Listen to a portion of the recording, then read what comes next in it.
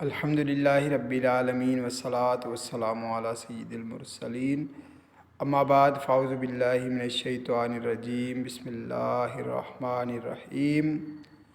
नज़र जी हिफ़ाज़त जी फ़ज़ीलत दुआए अत्तार। या अल्लाह पाक जेको मुकम्मल रिसालो नज़र जी हिफ़ाज़त पढ़ी या ॿुधी वठे उनखे तमामु गुनाहनि खां बचाए करे मुसलमाननि जी हक़ तलफ़िन खां बचा ऐं उन जी बेहिसाब मग़फ़िरत थिए।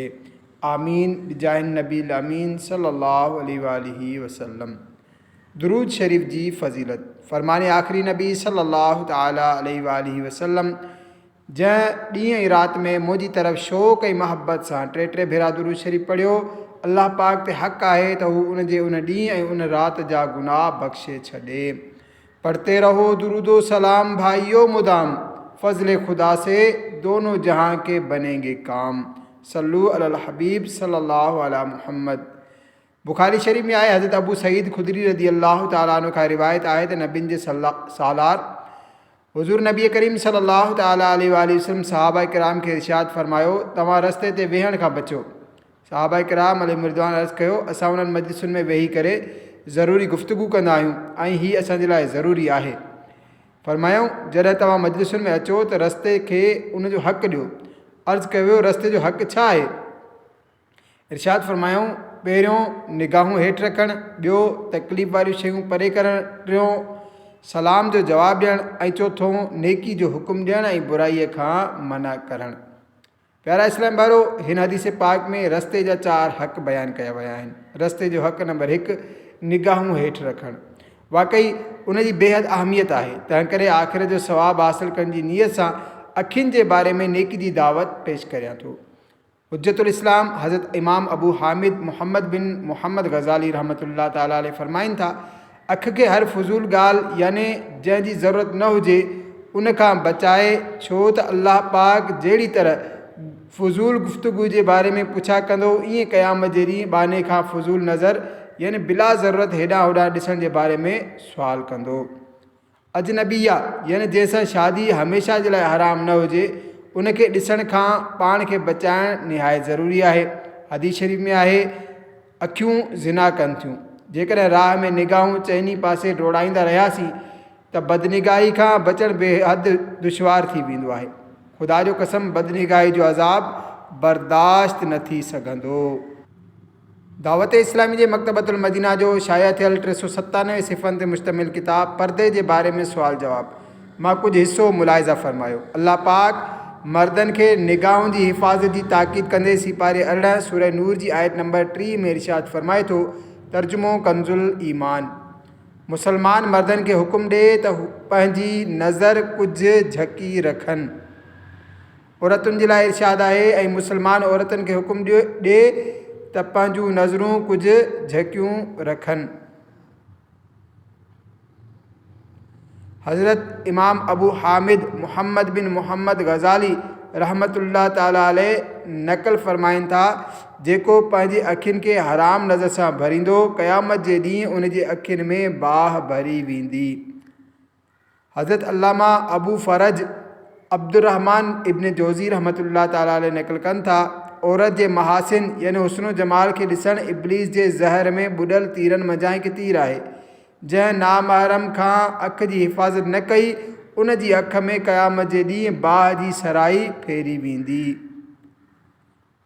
हज़रत जरीर बिन अब्दुल्लाह रज़ी अल्लाह ताला अन्हु रिवायत कनि था, मूं सरकार दो आलम नूर मुजस्सम सल्लल्लाहु अलैहि वसल्लम खां ओचितो नज़र पइजी वञणु मुतालिक़ पुछा कई त इरशाद फ़रमायूं, पंहिंजी निगाह फेरे छॾियो। सरकार मदीना सल्लल्लाहु अलैहि वसल्लम हज़रत मौला कायनात अलील मुर्तज़ा शेर खुदा करम अल्लाह ताला वजहुल करीम खे अर्ज़ खे फ़रमायो, हिकु नज़र खां पोइ ॿी नज़र न करियो, यानी जेकॾहिं ओचितो बिना इरादे जे कंहिं ते नज़र पई त फ़ौरन नज़र फेरे छॾे ऐं ॿीहर नज़र न करे, जो पहिरीं नज़र जाइज़ आहे ऐं ॿी नज़र जाइज़ न आहे। ताजदार मदीना सल्लल्लाहु अलैहि वसल्लम जो फ़रमान आलीशान आहे, जेको मुसलमान कंहिं औरत जे खूबियुनि जी तरफ़ पहिरियों भेरो नज़र करे यानी बिना इरादे जे नज़र पइजी वञे, पोइ पंहिंजी निगाह झुकाए, अल्लाह पाक उनखे अहिड़ी इबादत अता फ़रमाईंदो जंहिंजी उहो लज़्ज़त माणींदो। अल्लाह पाक जे महबूब सल्लल्लाहु अलैहि वसल्लम जो फरमान आहे त हदीस कुदसी यानी रब पाक जो फरमान आहे, नज़र इब्लीस जे तीरनि मां हिकु ज़हर में भरियल तीर आहे। पोइ जेको शख़्स मुंहिंजे ख़ौफ़ खां उनखे छॾे ॾींदो त मां उनखे अहिड़ो ईमान अता कंदुसि जंहिंजी मिठाण हू पंहिंजी दिलि में महसूसु कंदो। हज़रत अल्लाह बिन ज़ियाद रहमतुल्लाह ताला अलैह फरमाइनि था, पंहिंजी नज़र खे औरत जी चादर ते बि न विझो, छो त नज़र दिलि में शहवत पैदा कंदी आहे। सुवाल, छा गुफ़्तगू कंदे नज़र झुकाए रखणु ज़रूरी आहे?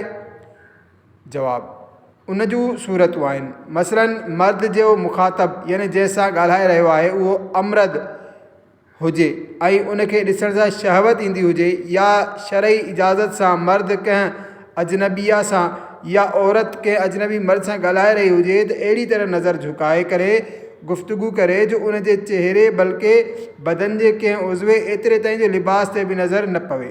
जेकॾहिं का शरई रुकावट न हुजे त मुखातब यानी जंहिंसां ॻाल्हाए रहिया आहियो उन जे चहिरे जी तरफ़ ॾिसी करे बि गुफ़्तगू करण में शरन को हर्ज न आहे। जेकॾहिं निगाहुनि जी हिफ़ाज़त जी आदत बणाइण जी नीयत सां हर कंहिंसां नज़र झुकाए करे ॻाल्हाइण जो मामूल आहे त तमामु सुठी ॻाल्हि आहे, छो त मुशाहिदो इहो ई आहे त फ़ी ज़माना जंहिंजी निगाहूं झुकाए करे गुफ़्तगू करण जी आदत नाहे हूंदी, उनखे अमर्द या अजनबिया सां ॻाल्हाइण वक़्तु निगाहूं झुकाए रखणु सख़्तु ॾुखियो लॻंदो आहे।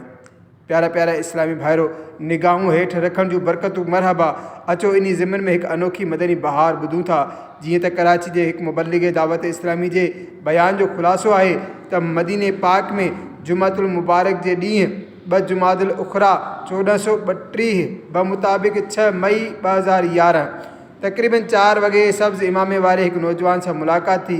दौरान गुफ़्तगू उन्हनि इंकशाफ़ कयो त मां बम्बई हिंद जो रहण वारो आहियां।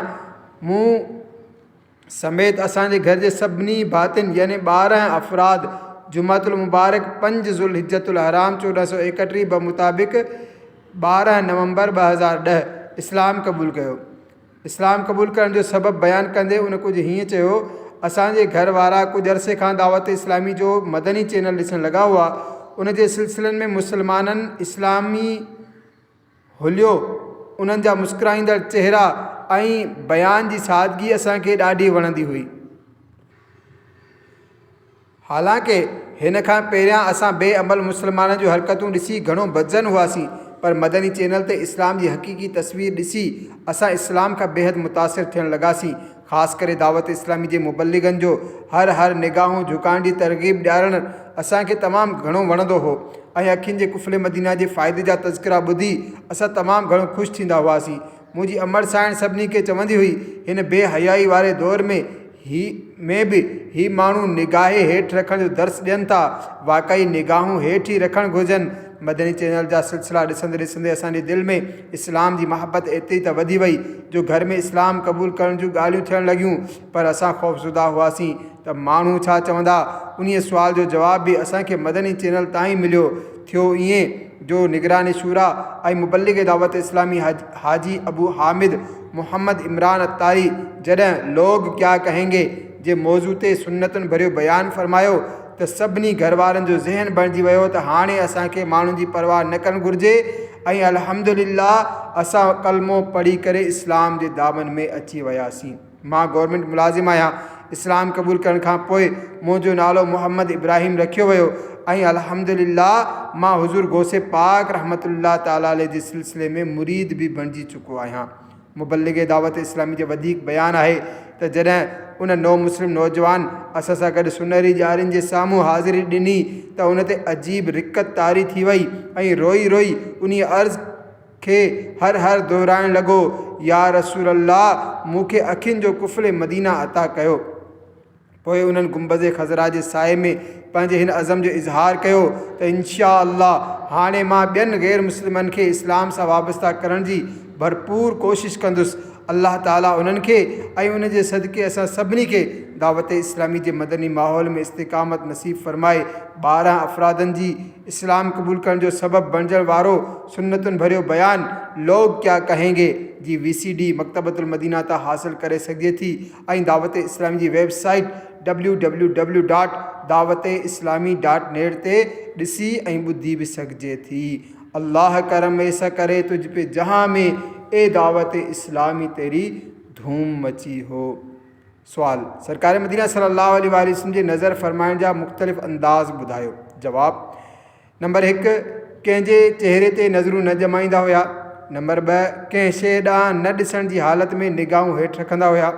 नंबर 3, संदन नज़र शरीफ़ आसमान जे बदिरां अक्सर करे ज़मीन जी तरफ़ हूंदी हुई। मुराद ही त अक्सर ख़ामोशी जे वक़्तु मुबारक निगाहूं झुकियल हूंदियूं हुयूं। नंबर 4, अक्सर गोशे चश्म यानी अखियुनि जा उहे किनारी जेका कनपटी सां मिलियल हूंदा आहिनि सां ॾिसंदा हुया। मतिलबु ही त शर्म ऐं हया जे करे पूरी अखि भरे न ॾिसंदा हुया। जॾहिं कंहिं तरफ़ तवजो फरमाईंदा हुआ त पूरा मुतवजे थींदा हुया यानी ध्यानु न हटाईंदा हुया। ऐं कुझु आलिमनि ही बि फरमायो त सिर्फ़ु कंध वराए कंहिं तरफ़ मुतवजे न थींदा हुया बल्कि पूरे बदन सां मुतवजह थींदा हुआ। जिस तरफ उठ गई दम में दम आ गया, उस निगाह इनायत पे लाखों सलाम। पड़ गई जिस पे महशर में बख्शा गया, देखा जिस समत अब्रे करम छा गया, रुख जिधर हो गया जिंदगी पा गया, जिस तरफ उठ गई दम में दम आ गया, उस निगाह इनायत पे लाखों सलाम।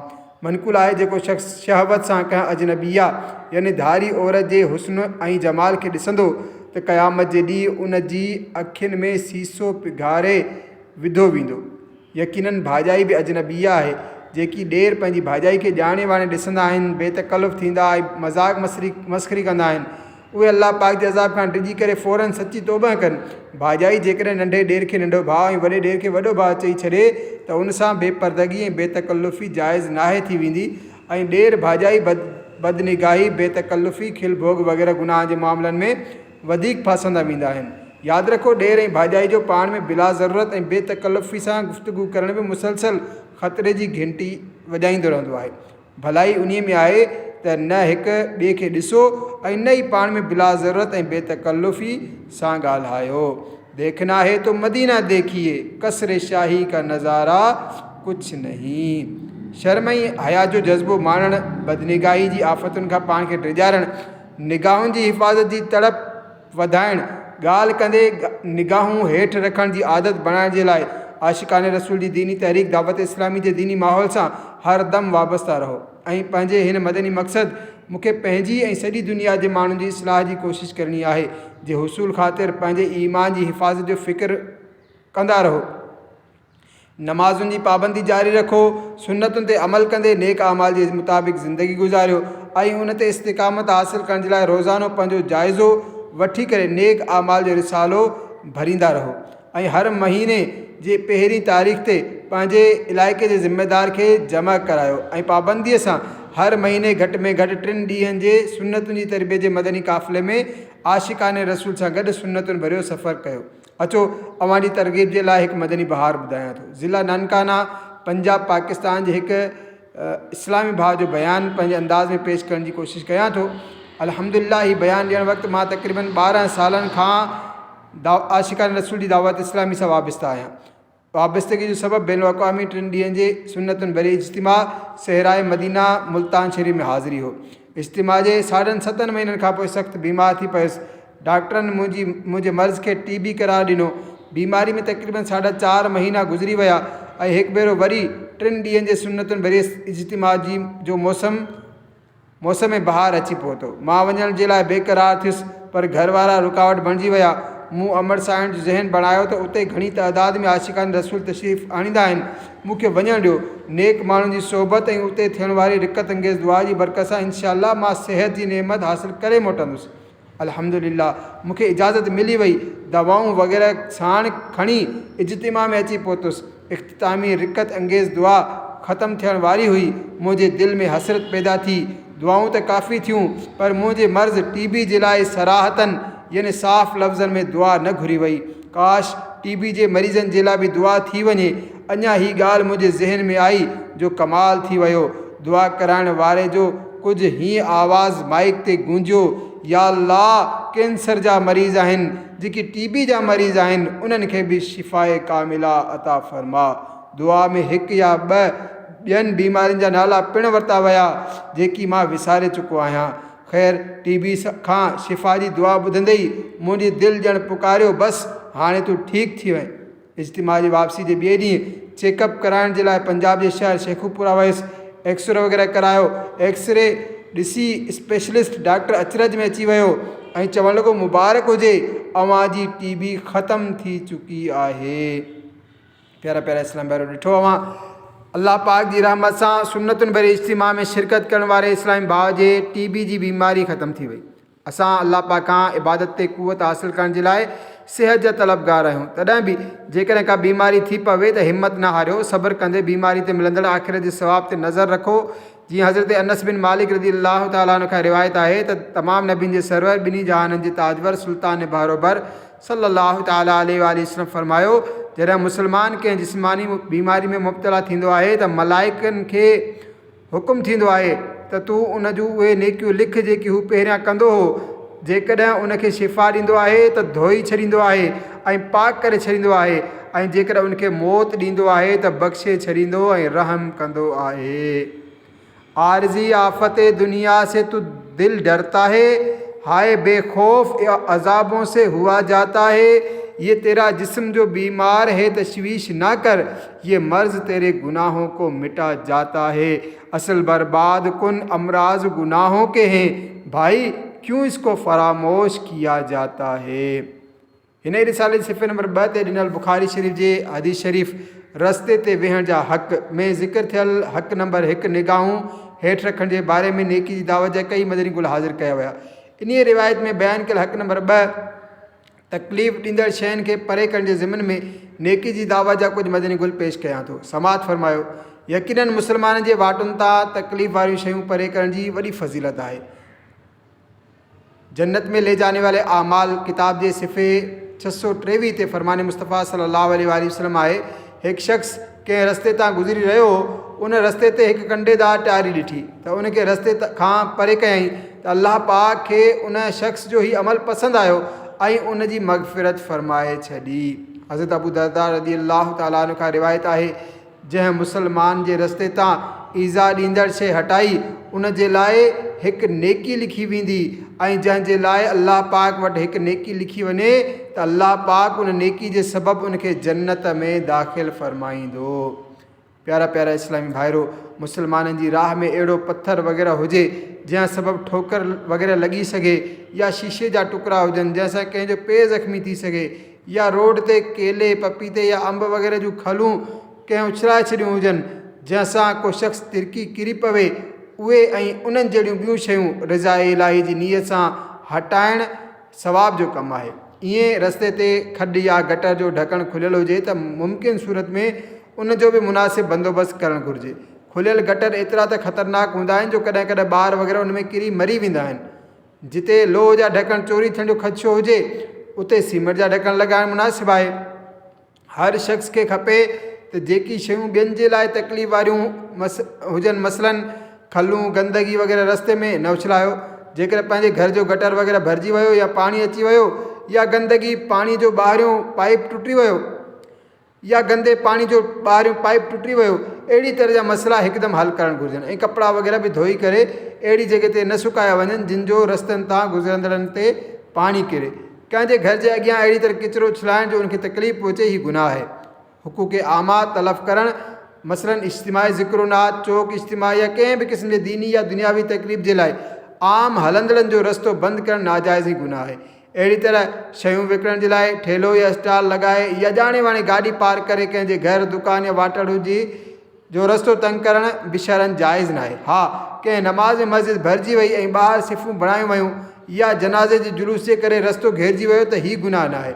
ऐं हाजियुनि जे इस्तक़बाल जे जुलूस ऐं मीलाद जे जुलूस में को हर्ज न आहे।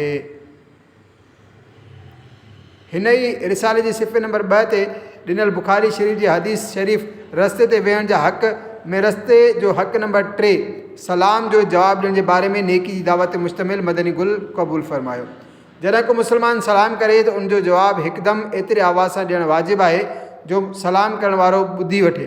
सलाम ऐं मुलाक़ात जे लाइ जी तमामु घणी फज़ीलत आहे। फ़रमान मुस्तफ़ा सल्लल्लाहु अलैहि वसल्लम जॾहिं ॿ मुस्लमान मुलाक़ात कंदा आहिनि ऐं उन्हनि मां हिकु पंहिंजे साथी खे सलाम कंदो आहे त उन मां अल्लाह पाक जे वेझो घणो महबूब यानी प्यारो उहो हूंदो आहे जेको पंहिंजे साथी सां घणी गर्मजोशी सां मुलाक़ात कंदो आहे।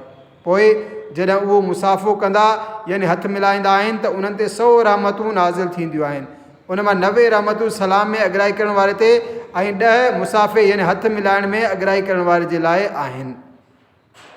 फ़रमान मुस्तफ़ा सल्लल्लाहु अलैहि वसल्लम जॾहिं ॿ मुस्लमान मुलाक़ात जे वक़्तु पाण में मुसाफ़ो यानी हथु मिलाईंदा आहिनि त उन्हनि ॿिन्ही जे जुदा थियण खां पहिरियां उन्हनि जी मग़फ़िरत थी वेंदी आहे।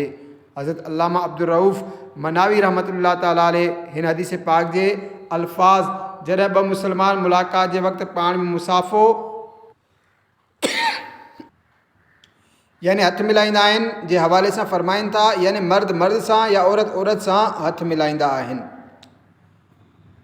प्यारा इस्लाम भाइरो, हर मुस्लमान खे आम तौर ते सलाम ऐं जवाब सलाम ऐं मुसाफ़ो करणु यानी हथु मिलाइण जी सआदत मिलंदी रहंदी आहे। अचो नेकी दावा जो सवाबु हासिलु कंदे उनखे वधीक हासिलु करण जे लाइ उन जे बारे में दावत इस्लामी जे मकतबुल मदीना जे शाया थियल रिसाले 101 मदनी गुल मां कुझु महकंदड़ गुल हासिलु करण जो शरफ़ हासिलु कयूं था। पेश कयल हर मदनी गुल खे सुन्नत रसूल ते महमूल न फ़रमायो यानी सुन्नत रसूल न सम्झो। हिन में सुन्नतुनि खां अलावा बुज़ुर्गान दीन रहमुल्लाहुल मुबीन खां नक़ल कयल मदनी गुल बि शामिल आहिनि। जेसिताईं यकीनी तौर ते मालूम न हुजे कंहिं अमल खे सुन्नत रसूल नथा चई सघूं। सलाम जा 11 मदनी गुल। नंबर 1, मुस्लमान सां मुलाक़ात करण वक़्तु उन्हनि खे सलाम करणु सुन्नत आहे। इस्लामी भेनरूं ऐं इस्लामी भेनरुनि सां ऐं इस्लामी भेनरूं बि इस्लामी भेनरुनि सां ऐं महारम खे सलाम कनि। नंबर 2, मकतबुल मदीना जे शाया थियल 1332 सिफ़नि ते मुश्तमिल किताब बहार शरीयत जिल्द 3 सिफ़े 459 ते लिखियलु आहे, सलाम करण वक़्तु दिलि में इहा नियत हुजे त जंहिंखे सलाम करणु लॻो आहियां उनजो माल ऐं इज़त आबरू सभु कुझु मुंहिंजी हिफ़ाज़त में आहिनि। मां उन मां कंहिं शइ में दख़ल अंदाज़ी करणु हराम सम्झां थो। नंबर 3, ॾींहं में जेतिरा भेरा बि मुलाक़ात थिए हिकु कमरे खां ॿिए कमरे में हर अचणु वञणु थिए उते मौजूदु मुस्लमाननि खे सलाम करणु सवाब जो कमु आहे। नंबर 4, सलाम में अॻिराई करणु सुन्नत आहे। नंबर 5, सलाम में अॻिराई करण वारो अल्लाह पाक जो मुक़र्रब यानी वेझड़ाई हासिलु करण वारो बानो आहे। नंबर 6, सलाम में अॻिराई करण वारो तकब्बुर खां बरी यानी आज़ादु आहे।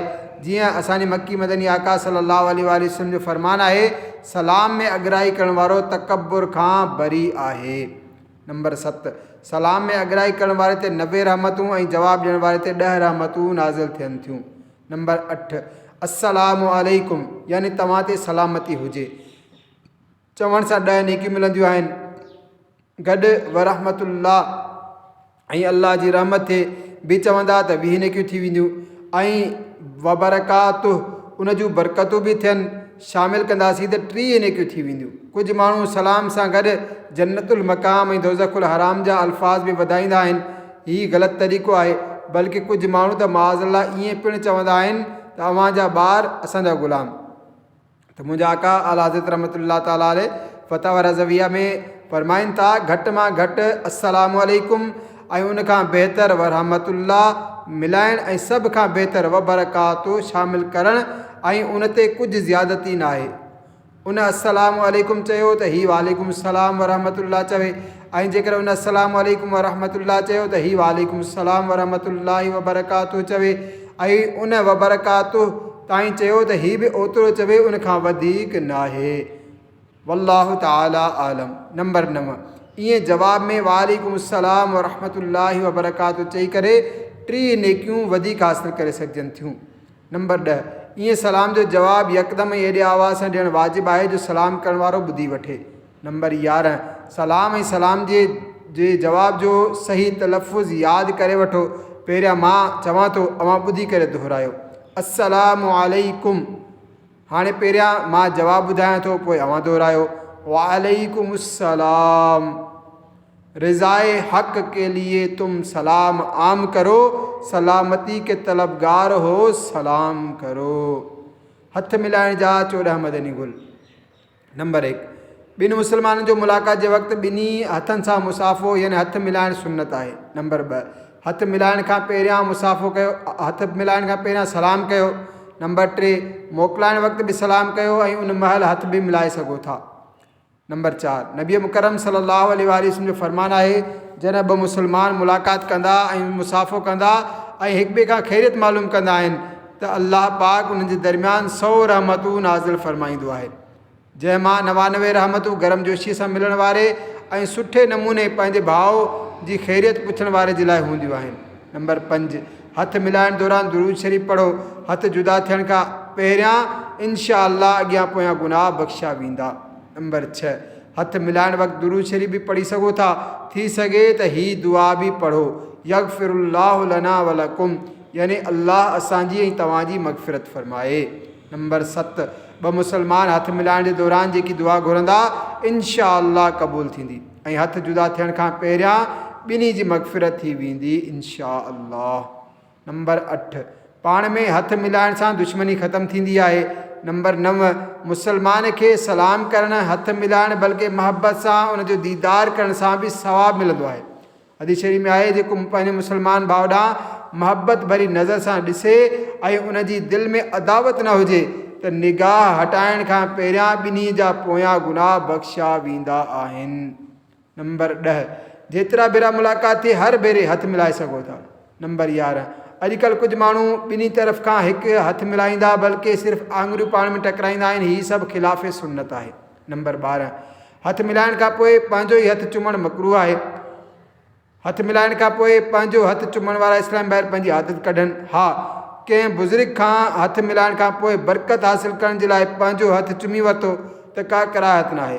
जीअं आला हज़रत रहमतुल्लाह ताला अलैहि फरमाइनि था जेकॾहिं कंहिं सां मुसाफ़ो कयो पोइ बरकत जे लाइ पंहिंजो हथ चुमी वरितो त मुमानियत जो को सबबु न आहे, जॾहिं त जंहिंसां हथ मिलायो उहो उन हस्तीअ मां हुजे जंहिंखां बरकत हासिल कई वेंदी हुजे। नंबर 13 जेकॾहिं अमरद यानी ख़ूबसूरत छोकिरे सां या कंहिं मर्द सां हथ मिलाइण में शहावत ईंदी हुजे त उन सां हथ मिलाइण जाइज़ न आहे, बल्कि जेकॾहिं ॾिसण में शहावत अचे त हाणे ॾिसण बि गुनाह आहे। नंबर 14 मुसाफ़ो करण वक़्तु सुन्नत हीअ आहे त हथ में रुमाल वग़ैरह रुकावट न हुजे, ॿई तरियूं ख़ाली हुजनि ऐं तेरीअ सां तेरी मिलणु घुरिजे। हिकु डिघी हदीस पाक में हीअ बि आहे कंहिं अजनबिया यानी अहिड़ी औरत जंहिंसां निकाह हमेशह लाइ हराम न हुजे औरत सां मुसाफ़ो कयो यानी हथ मिलायो त उहो क़यामत जे ॾींहुं उन हालत में ईंदो जो उनजो हथ बाह जी ज़ंजीर सां ॿधलु हूंदो। ॿाहिरि शरीयत जिल्द 3 सिफ़े 446 ते आहे अजनबिया खां मुसाफ़ो यानी हथ मिलाइण जाइज़ न आहे। उन करे हुज़ूर अक़दस सल्लल्लाहु अलैहि वसल्लम बेअत वक़्तु ॿिए औरतुनि सां मुसाफ़ो न फ़रमाईंदा हुआ, सिर्फ़ु ज़बान सां बेअत वठंदा हुआ। हा, जेकॾहिं उहा घणी पोड़ी हुजे जो महल शहवत न हुजे यानी जंहिंखे ॾिसण सां शहवत न अचे त हाणे उन सां मुसाफ़े में हर्ज न आहे। ईअं जेकॾहिं माण्हू घणो पोड़ो हुजे जो फितने जो अंदेशो ई न हुजे त मुसाफ़ो करे सघिजे थो। हिन ई रिसाले सिफ़े नंबर 2 ते ॾिनल बुखारी शरीफ़ जी हदीस शरीफ़ रस्ते ते वेहण जा हक़ मां रस्ते जो हक़ नंबर 4 नेकी जो हुकुम ॾियणु ऐं बुराई खां मना करण जे बारे में नेकी जी दावत जा मदनी गुल हाज़िर आहिनि। नेकी जो हुकुम ॾियणु ऐं बुराई खां मना करण जे सवाब जी का इंतिहा न आहे।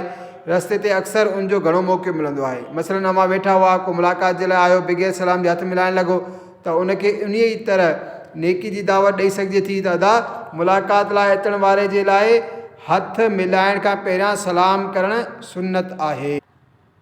कुझु माण्हू सलाम कंदे वक़्तु झुकंदा आहिनि, उन्हनि खे बि मौक़े मुनासिबत सां उन्हनि जे ज़र्फ़ यानी हौसले जे मुताबिक़ सम्झाए सघिजे थो। मिसाल तौर उनखे चयो वञे त दावत इस्लामी जे मकतबतुल मदीना जे शाया थियल किताब बहार शरीयत जिल्द 3 सिफ़े 464 ते मसले नंबर 31 ते आहे कुझु माण्हू सलाम जे वक़्तु झुकी वेंदा आहिनि। हीउ झुकणु जेकॾहिं रुकू जी हद ताईं हुजे त हराम आहे ऐं उन खां घटि हुजे त मकरूह आहे। हा, हथ चुमण जे लाइ झुकण में हर्ज न आहे, बल्कि बिना झुकण जे हथ चुमणु दुश्वार आहे। हिन नेकी जी दावा जो अहसन तरीक़ो हीअ आहे त थी सघे थो अव्हां वटि मदनी बैग हुजे ऐं उन में मकतबतुल मदीना जी शाया थियल रिसालनि सां गॾोगॾु 10 मदनी गुल नाले रिसाला बि मौजूदु हुजनि त अव्हां उन रिसाले मां हीअ मदनी गुल ॾेखारियो। ज़हे नसीब ॾेखारण खां पोइ सुठियुनि नियतुनि सां उहो रिसालो उन मुलाक़ाती खे तोहफ़े में पेश करियो। जी हा, सुठियूं नियतूं त हर कम खां पहिरियां करण ई घुरिजनि। हिकु बि सुठी नियत न हुई त सवाबु न मिलंदो। मसलन रिसालो ॾियण वक़्तु ही नियत करे त रिज़ा इलाही जे लाइ तोहफ़ो पेश करे हिकु मुस्लमान जी दिलि ख़ुशि करे रहियो आहियां। जेकर बग़ैर सुठी नीयत जे नेकी दावत ॾींदासीं, इनफ़रादी कोशिशि कंदासीं, सुन्नतूं ॿुधाईंदासीं, सुन्नतुनि भरी इज्तिमा ऐं मदनी क़ाफ़िले में सफ़र जी दावत ॾींदासीं, नेक अमाल जी तरग़ीब ॾियारींदासीं त सवाबु न मिलंदो। सल्लू अलल हबीब।